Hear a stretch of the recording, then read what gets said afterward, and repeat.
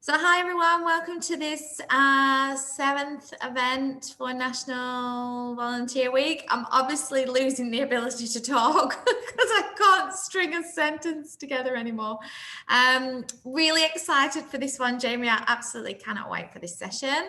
For those that can't make it, again, I'll be posting this on the volunteer YouTube channel. Anyone that does come along, please be aware that we are recording, so don't say anything that you don't want out there to the other volunteers, but I will hand over to Jamie. Thank you. Okay, so thanks for dropping in if you've come along for this session. So basically we're going to start, I'm going to share my screen here, which has got a PowerPoint, and we'll go through some information on just the basic nutrition first, and then we'll talk a little bit more about how you can use that to assist and aid in any recovery, whether it be from fitness sessions if you're a little bit sore, or from your actual postpartum recovery as well and repair for the body. Let me just have a look at this screen sharing option. Here we go. Sorry. Yeah, it might let you do it now. Try it again. Yeah. This one. Okay. Right. Can you see that? Can I have a thumbs up if you can see it? Okay. So we'll just start from the very beginning. So the first thing I did want to know, if you do have any specific goals or any particular reason why you're here, I would love for you to let me know. So if you've got a specific reason, unmute your microphone and let me know now, because it would be great to cover those points particularly for you. If you'd like to share, anyone? I guess for me, it's just if there's anything that's kind of super quick and easy, I'm not the best chef. Yeah. So I'll be looking out for anything that I can kind of knock together in the food processor. Yeah, sure. And any shakes, anything like that. I'm super interested for that. Okay. And Claire, was there anything in particular from you, or are you just here to get some information? Yes, I'm just here for information. Thanks. Yeah, sure. Okay. Let's have a look. I'm trying to get this going. So we've talked about some of your reasons, and I'll hopefully be able to cover some of those points for you so that you have a better idea by the end of this. The main thing I always get all the time is people ask me questions about specific diets and what I believe in, what I follow. My approach is to encourage other people to make changes to their current lifestyle. So I'm not in the habit of prescribing meal plans, hard and fast or anything like that. And I don't promote any one diet. So just to clear that up before we start, if I have to comment on that, I would say that I believe in adequate carbohydrate intake so that you're supported in your daily life, with a focus on vitamins and nutrients that you are getting in your diet. And that's for optimum health, really. So this isn't really about weight loss, just to clarify that. So we're going to talk about, like I said, just understanding foods first, what our foods are made up of, then some basic principles which I'd recommend for healthy eating, and then how to make it work. So all those tips and tricks that you might have been talking about, Maria, for yourself. So we'll cover the basics of our foods first. So our foods are made up of macronutrients and micronutrients. Can you guys just give me a thumbs up? You can see this. Okay. Yeah. Okay, great. So macronutrients are parts of our food that we need in really large quantities, and that's for our body to survive, for it to exist, for us to function on a daily basis. So that's your proteins, fats, and your carbohydrates. We also do require micronutrients. So micronutrients are essential vitamins and minerals, also things like oils and antioxidants, which the body only needs in small amounts. Some of those things our body does produce itself, but others we need from our diet. So that's things like vitamin A, B, C, D, all of those nutrients, plus calcium, iron, sodium, so the minerals as well. So when we are looking at the macronutrients, so the things we need in larger amounts, we've got the protein, which is used to build and repair cells and structures in the body, including your muscles and tissue, and also fats. Now, fats sometimes have had a bit of a bad rap in the past. You would have heard lots of things about low-fat diets and how good they are for you. We do, though, need some fats in our diet. We need some to stay healthy. So but high levels of fats can be detrimental. So it is one of those things where you have to monitor how much you're having, or at least be aware not to have too much of the wrong types.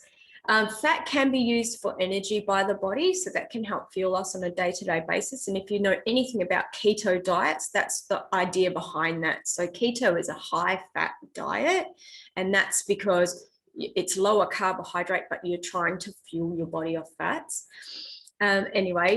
Usually with fats, you will start to use that for energy over long periods of time. So that's if you're exercising or moving over 20 minutes or more normally. And there are different types, like I mentioned. So we have saturated fats, unsaturated fats, and also trans fats.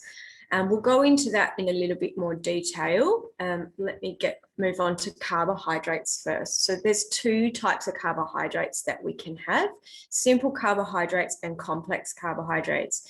Now, the reason for the naming is just the way they're made up. So simple carbohydrates are also called simple sugars. They don't have much nutritional value in them, and they're broken down to give us quick bursts of energy. So the classic example would be something like a little kid having red cordial. It's full of sugar. There's not much nutrient in it, but they get lots of energy really fast, really quick. And quite often it causes a spike in our energy, which then can also come down in a bit of a crash. So that's why these types of carbs aren't recommended at high levels, but you can use them if you need to. So you'll know that athletes take things like gels and sugary things before they perform or before they are involved in their sport for that reason. So that they can be used, but we don't want to have lots of them in our normal day-to-day life. Complex carbohydrates are more that chemically they're made up of more nutrients. They've also got fiber in them as well. So they're things that have starch, glycogen, and cellulose, which give us energy. They're found in vegetables, whole grain cereals, pasta, things like sweet potato and pumpkin, so more sort of substantial vegetables. They take longer to break down and digest, and are recommended as an essential component of our diet to give us energy every day. So we tend to have a lot more, we tend to recommend a higher portion size of that type of carbohydrate than the simple carbohydrate. So we've covered both the macronutrients and micronutrients. We're looking at these micronutrients now. They're your vitamins and minerals in the body that we do need some extra from foods. They're broken down into three different types. We have water-soluble vitamins, fat-soluble vitamins, and all the minerals, which is another reason why water is so important, because we need them to help use and utilize these vitamins. So just as this is an extensive list, but it's certainly not everything, but you can get an idea here on which vitamins are found in which foods. So on the left is our water-soluble vitamins. They're dissolved in water and are not stored in the body. So these are the things we need to consume. Vitamin B1, B2, B3, B6 there, you can see we find them in whole grains, nuts, our meats, fruits and vegetables as well. And you can read down the list. There's a lot of common foods here that have those vitamins. Again, you've got milk, almost milk, and 4 out of the 6 listed under water soluble. So that's why it is important to have a little bit of dairy as well. Your vitamin C there, you'd know, is in your citrus fruits. You also get some in green vegetables. Your folic acid is there as well in oranges, bananas, and your green leafy veg. The next column along, we've got the fat-soluble vitamins. So these are absorbed in the intestinal tract, and they do need a little bit of fat to be able to be absorbed. So again, that's why we do need some of those good fats in our diet. Vitamin A, D, E, and K. And again, you've got the listed foods that have those vitamins in them. Minerals are smaller nutrients that we need to keep the body functioning correctly and to keep us nice and healthy. Again, there's a lot more than I've listed here, but these are some of the main ones. Iron is really important, which we find in red meat. Now, if you're someone that doesn't enjoy a lot of red meat or is vegan, then you might choose to get the iron sources through other means. Yeah, eggs or dried fruits, green leafy veg, lots of green leafy veggies as well. Things you'll be familiar with: fluoride. You can get fluoride enforced toothpaste. You know, calcium is also very important as we age and to keep our bone density nice and high. We've got potassium. Magnesium is really good for your muscles and to avoid cramping and things like that. So again, that's just a reference table really, so that you can understand that we do need all these things in our diet and how to get them, the foods and how to get them. Let me move on. So that now hopefully you have a better idea of what we need for our body and why variety is so important to cover all those macronutrients and the micronutrients. But let's go into a little bit more detail now about what it means to try and incorporate all of this into your diet. So there's, I'll just click through these very quick. All right, so there's sort of 5 principles that I tend to recommend to people to make it manageable to get all these foods in. And the first one, you've probably heard all of these before. The first one is eat 4 to 6 smaller meals a day rather than 2 to 3 big meals a day. So the easiest way for most of us to get that in is your breakfast, morning tea, lunch, afternoon tea, and a dinner. If you're still hungry, then you might incorporate like a supper or a dessert meal. The second one is to drink plenty of water. Again, as I mentioned earlier, we need water to be able to utilize the vitamins and minerals that we're getting into our body. We also need it for muscle health. If you can imagine a rubber band sitting out in the sun all day and not getting any water and not getting hydrated, it's very easily broken and snapped. So our muscles are the same. They sort of turn into jerky if we don't keep our water intake up. And a lot of people also find that middle afternoon, they'll start to get a headache if they haven't drunk enough water. So if you ever notice you get a bit of a headache middle of the afternoon, just make sure you've been drinking water all day. Normally by the time we get thirsty, we're already dehydrated. So keep a water bottle with you. The 3 to 4 litres that I've put there is, it's probably slightly higher than what most people generally have. So you wouldn't try and force in 4 litres straight away because you'll just go to the toilet all the time. But that's just a gauge. 3 to 4 litres is what you'd like to aim for, and a little bit more if you're exercising. These last 3 points, so we have covered a little bit on the macro and micronutrients, but we will come back to that. The next one I'd like to cover is the crap foods, adversaries, and anti-nutrients. So we'll just have a look at that one now. So there is actually foods that rob our body of all our vitamins and nutrients that we're getting, and these are sort of adversaries to what we're trying to achieve. So we call them anti-nutrients. We'll have a look at some of them now. Crap foods, that crap is just an acronym for carbonated drinks, refined sugars, artificial colors, flavorings, and sweeteners, and processed products. So these are the types of foods that have empty calories in them. They don't have a lot of nutrients, and they often have ingredients that rob your body of the nutrients and vitamins that you're putting in. So they can make you feel pretty sluggish. They can make you feel tired. They'll often give you that spike in energy just to give you that dump again later on. And these types of things can trigger overeating and also cause weight gain. They can have addictive qualities because of the flavorings and preservatives and sweeteners, and that's just because of the chemical makeup of those in our body. So anyone that sort of wants to stay a little bit healthier and avoid those energy dumps and sort of peaks and troughs, would try to avoid these things. So again, just in more detail, what we're talking about is any carbonated drinks. That's your soft drinks, Coke, lemonade, even some milkshakes and fruit juices too. The refined sugars, that's the white variations on your rice, your flour, your sugar, things that are found in pastries, the sweeteners, all the things we generally love. Even some yogurts are really, sorry, Marie, I can see you covering your face. I hope I'm not bursting your bubble too much here. Even some yogurts are quite high in refined sugars because they add like sweeteners into them, and high sugar cereals as well. Don't fear though, I'm going to give you some alternatives in a minute. Artificial colors, flavorings, and sweeteners. So again, these are often in your confectionaries, your lollies, soft drinks, foods, chips, and crisps. You already probably knew that. Also alcohol, which is a bit of a toxin to the body. Processed products then would be ice creams, party foods, sausages, even some of the processed and cured meats that you get at your deli. It's much better to try and go with a a food that you have to cook yourself rather than one that's actually been highly processed or had preservatives added to it. And you can imagine, you've probably seen, this is an extreme example, we've probably seen the McDonald's cheeseburger that somebody's left sitting on their dashboard for a week or two, and they show the difference, and there's really not much difference between the cheeseburger that's been sitting there for 2 weeks and the normal one that you would buy straight away fresh. Some of those processed products are a little bit the same because of what they add in them. So just be mindful of that. And also then the trans fats that go into processed products. So the trans fats are the type of fats that we'd rather avoid. They're the ones that will give us extra around our waistline that we don't want, that extra weight, that visceral fat around the organs. So we do want to try and avoid that a little bit.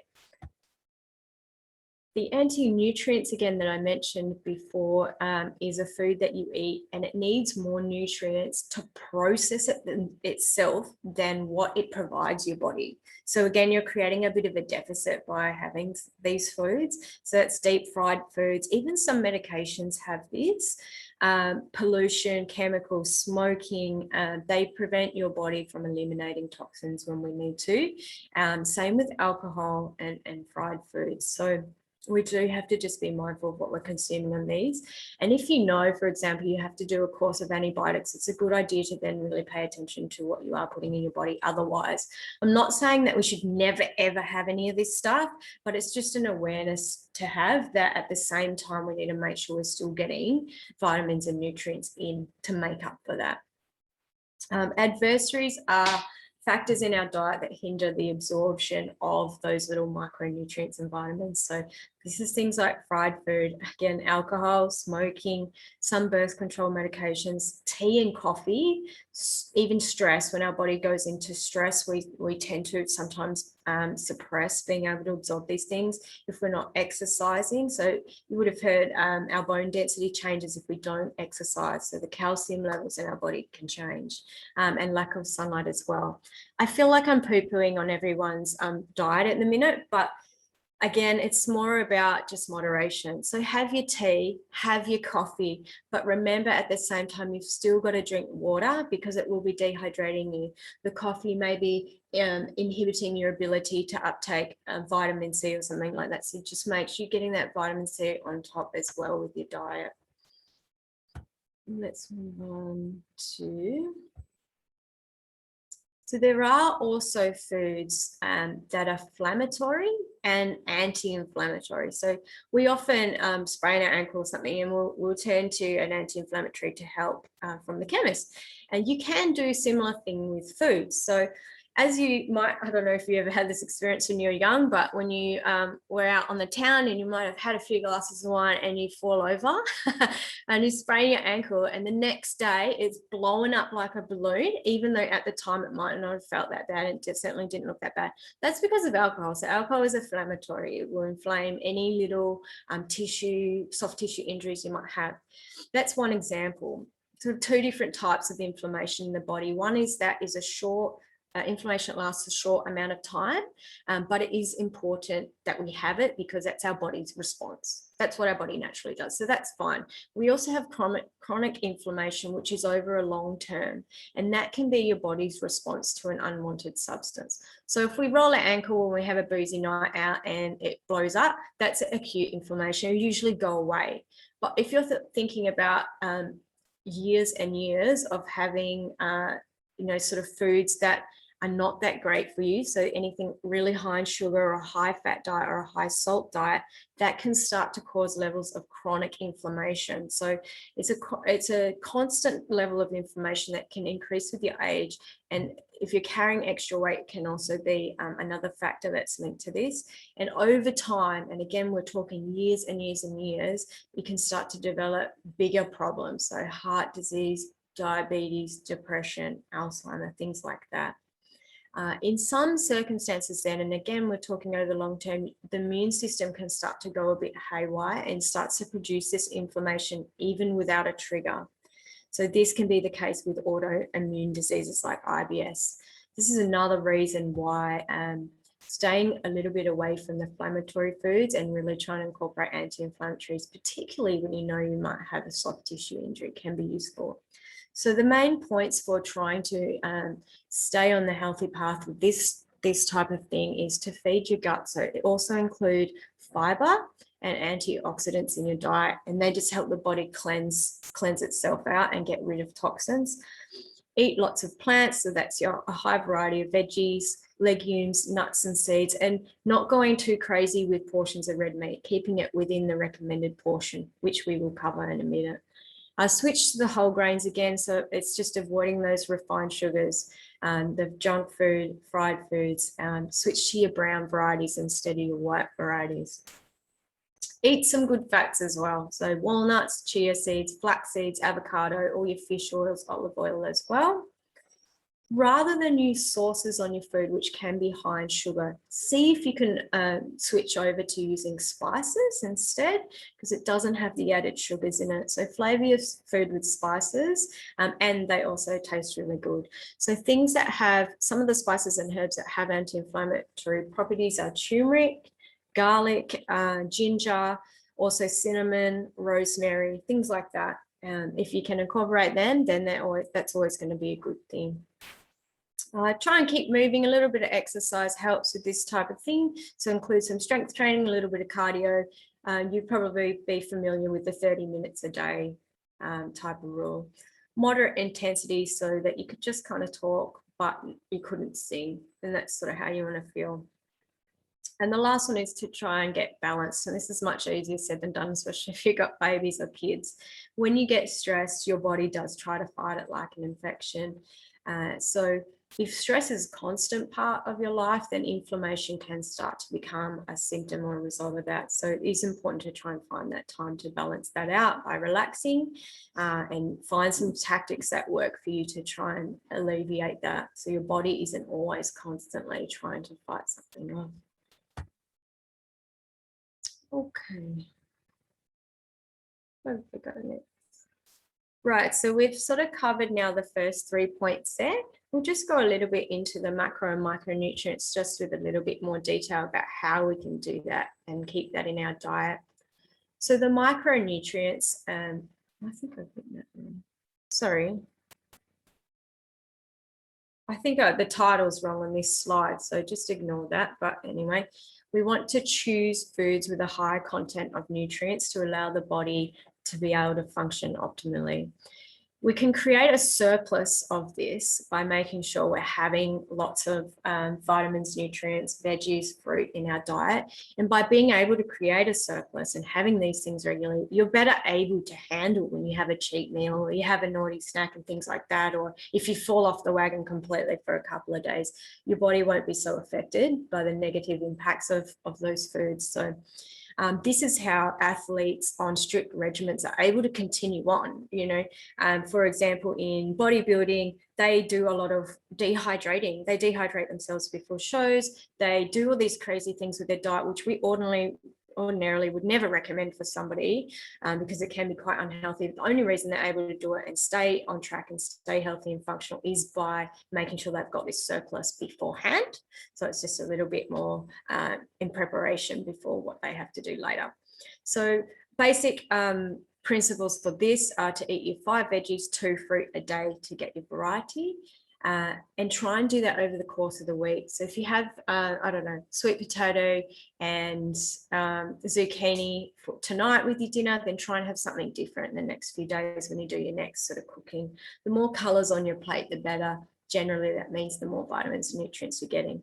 Alternate the fruits you eat as well. I hear a lot of people say, oh, I only like apples or I only really like bananas, but try and get a little bit more over the course of the week in your diet rather than just one type of fruit. Include some antioxidants as well. Breakfast I found is most easy for this. Chuck a few berries on your cereal or, cut up a few strawberries to go on your breakfast. Anything simple like that, even if it's just a handful of easy to grab fruits that you're taking out the door with you if you're on the go can be useful. Hey, Jamie, can I ask a question? Yeah. So in the morning, what I generally do is have like a fruit smoothie. So I'll just put some oats, some chia seeds, but I use frozen berries. Yeah, I perfectly mean, fine. am I getting anything from frozen? Yeah, or not? yeah, you certainly are. Most Yeah. of the berries and veggies are snap frozen now, so they don't lose a lot of nutrient content with that. Where you would start to lose it is if you're heating it or changing the temperature of these foods. So if you're just chucking it straight in, blending it up, yeah, there's little change with that one. As long as they're in date, the packet. Another one then is to include a handful of nuts. A mixed variety is great. Try and keep them low salt. You can get some really nice dry roasted mixed nuts now, or dry roasted almonds. They're really good for that. And also include a small amount of low sugar dairy. So that will be your eggs or your milk products or natural yogurt as well, just for the calcium. Okay, so that was maximizing your micronutrients with the food you eat for variety. The last one is the portion sizes now of those bigger macronutrients. That's your protein, your carbs, and your fats. Oh dear, my pictures haven't shown up. Sorry guys, let me go back. I might have to just stop playing this and go back to the setup. So let me do that so you can read it.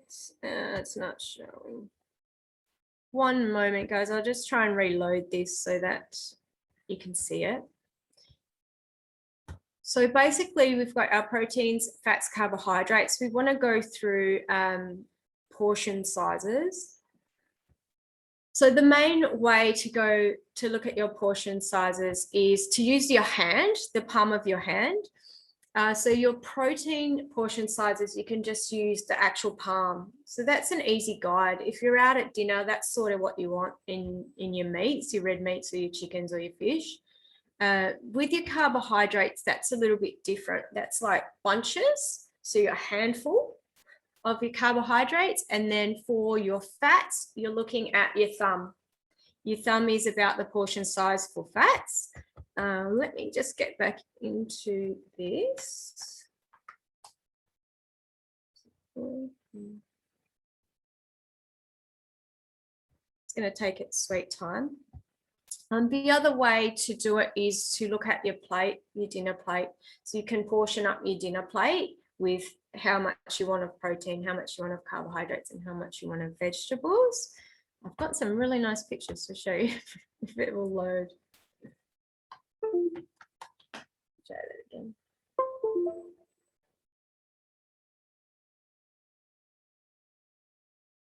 Has anyone got any questions just while I'm waiting to get this going again?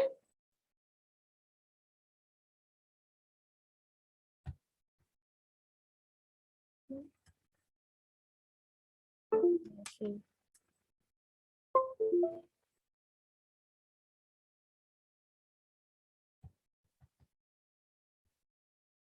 Yeah, I've lost it. They're all good. We can always share them afterwards if you want, or take your time. We've got, but my little 10-minute warning came up, so I've got 9 minutes. Okay, cool. Okay. If you're looking at your plate, you basically want at least half carbohydrates and then a quarter of your protein and a quarter of fats. So that's what you look at your standard meal if you break up your plate. One thing to be a little bit aware of though is something called portion distortion, which has happened quite frequently over the last 20 years. So our plates have gotten a little bit bigger. If you go out for dinner now, the portion sizes 20 years ago were much smaller for the meal you'd order than what they are now. So keep that in mind when you're out, is look at the palm of your hand. Don't be afraid to leave things on your plate. I know we all love going out for dinner and you want to get your money's worth. And I'm not saying don't do that, but if you're doing this a lot, then just make sure you are only getting your palm size and a couple of handfuls for your carbohydrates, 2 handfuls, and then your fats should only be about that big, your thumb. Okay. Yeah. And you would see back in the 1950s, our plates were kind of like this small dinner plate, and now most of us are using a slightly bigger size dinner plate, which is causing a lot of overeating frequently. So one way to combat that is just to use a smaller plate at home if you find that's an issue. Yeah, and then just monitor your portions with your palm. The last thing I wanted to cover was some tips and tricks. So there's some recipes that Maria's got that she's going to send you that I use all the time. Now, I don't give out any recipes unless I've done them myself. These are things you can prepare in advance. Also, so then I get asked a lot about structure of your day, what it should look like in terms of food. And you mentioned something earlier, Maria, you were using smoothies, which are just fantastic. I can't recommend that enough because they're so easy to do and you can use them on the go. So my personal tips are to have a breakfast which is either oat based or egg based. So your oats will give you your carbohydrates for long sustained energy throughout the day, and then the eggs will give you your dairy. So I tend to alternate that if I can. So to make that easy is I tend to do a cook up twice a week. Do one on a Wednesday, one on a Sunday, or however you want to do it. I make an omelette, I make an oats-based porridge, whether it have fruit in it or whatever you want to put in it. And then I just container them up and eat them. So they're ready to go, especially if you've got babies and you only got one hand. Cut everything up, put it in a container, keep it in your fridge, reheat it later. There's no sort of issue with that. At least then you know you've got something ready to go. You're not grabbing for unhealthy things at the last minute. Then for your, try and include some berries with your oats and try and include some vegetables in an omelette or egg-based breakfast. And that way you're getting the vitamin and nutrient content in that meal as well. The second meal of the day is like a morning tea. And I'll talk about this with afternoon tea as well, because I tend to do them similarly. And that's where your protein smoothies and shakes come in really handy. So whether you use protein or not, doesn't matter, but that's where you can get your fruits and your veggies in. I would tend to put anything with slightly higher fruit content in the morning, and the more vegetable, if you've got one with like spinach in it, in the afternoon. And that's only because you'll burn off the sugar from the fruit earlier in the day rather than in the afternoon, where you might be starting to slow down a little bit more. With those smoothies, I would tend to put a piece of fruit with the one in the morning tea just to fill you up. So smoothie and a piece of fruit if you're hungry. And in the afternoon, either some nuts or a little bit of yogurt or something like that. So that you're just getting a little bit extra. And if you're still hungry, even maybe some chopped up veggies, like carrot sticks, capsicum sticks, hummus, things like that. Lunchtime and dinner then can become easy because you can just make your dinner and use your leftovers for the lunch the next day. And that way you've got it all there. You just grab it and heat it up. And for lunches, I mean, ideally we'd put a higher portion of carbohydrates. So we've said half of the plate. I would put anything with sweet potato, pumpkin, rice, brown rice, brown whole grain pasta, or brown bread in at lunchtime. And then if your weight and your figure is something you're trying to get on top of as well, then in the evening, I would tend to lower the portions of those particular things. So either leave out the rice and have more vegetables, or lower the portion size. So just have it slightly smaller. This is where we start to manipulate that portion in the evening of those carbohydrates, depending on what your fitness and weight goals are.